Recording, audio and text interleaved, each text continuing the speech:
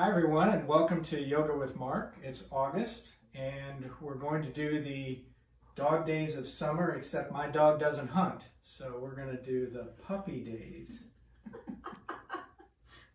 No? That was terrible. All right, Okay. let's go. Well, actually, we'll start with a pose called bird dog instead. Okay. So yeah, hands and knees. Hands and knees.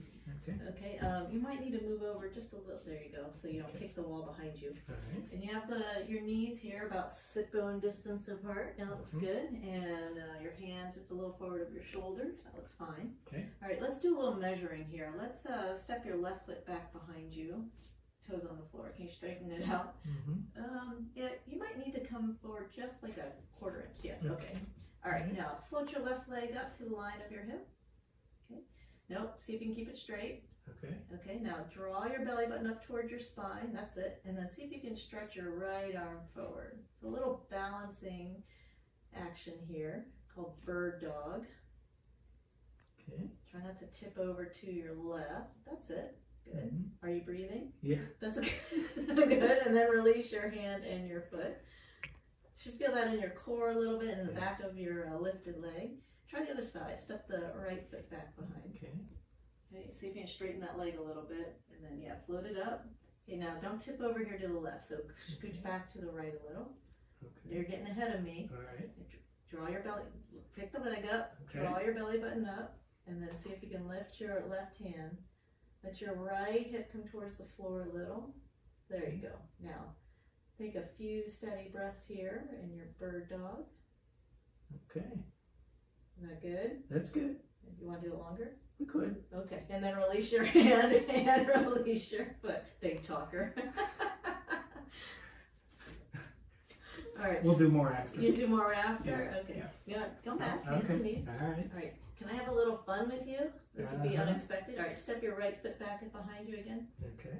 All right, you're going to tuck the left toes under. You're going to kick your left foot a little bit towards me, like a kickstand. Okay, now float your right leg up. Okay. Draw your belly button up. Now see if you can pick up your right hand. Oh boy. Isn't it much harder when it's on the same side? It's definitely harder on the same side, but it's doable. That's good, good, good. Okay. All right, come back to center. Okay. Good. See, you did a nice job. My students don't like when I pull that one. All right, try the other side. Step the left foot back behind. Okay. Is that the floor or your knees? That's Nope, the floor. nope. Nope, not yet. Nope. Okay. Step the left foot back first. Okay. Float it up. Kick your right foot a little bit out to the right. There you go. Draw your belly button up and then see if you can pick up your left hand. Yeah. Okay. Don't fall, don't fall. Right. Come back this way.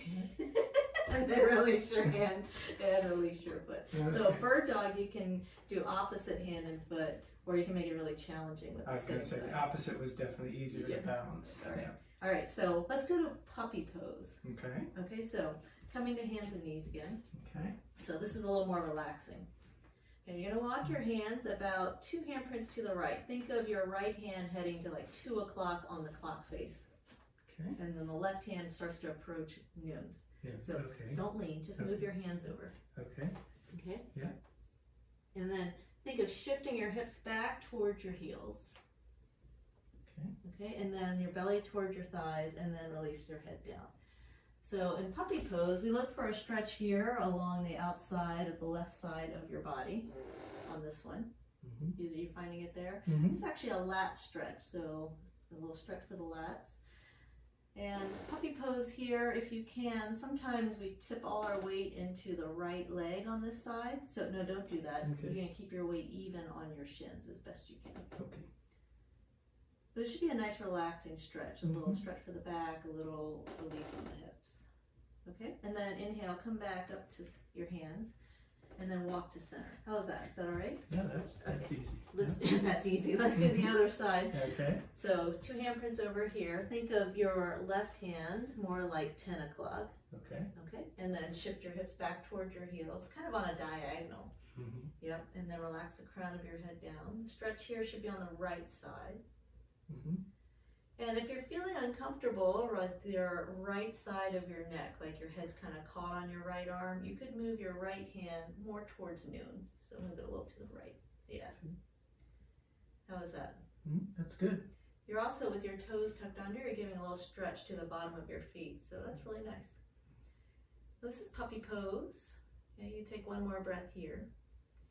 And then inhale to come back up again. Walk your hands to center. And now we'll go to what we call extended puppy. Okay, so walk your hands forward about 2 handprints. Okay, and then you're going to press through your hands and think of your sit bones going up and back. So hips go up, head comes down. Yep, and if you can't bring your head to the floor, you can move your hands back a little if you need to release the shoulders. Yeah, but you keep your hips up off of your heels. So it should feel a little bit like some traction to your spine, getting a little length there. This is a really nice thing to do after you've been sitting for a while or after you've been working in the yard, just a nice stretch for the low back. So this is extended puppy. Take one more breath here. And then if you like, you can walk your hands back a little more. No, stay where you were. Stay where it was. Walk your hands back a little more and let your hips come down towards your heels like you did in puppy pose. Keep going back as much as you can, hips to heels. You can bend your elbows, or now you can make a little pillow out of your hands and rest your top of your head on your hands. So you can put up your head. Yep. And this is child's pose. So a nice way to end a practice for the dog days of summer. Take a nap. Well, it is supposed to be relaxing, yes. All right. Take one more breath here. And then when you're ready, come on back up again. All right? So did you like those dog-related poses? Yeah, that was good. Maybe someday, downward facing dog. Maybe. Stay tuned.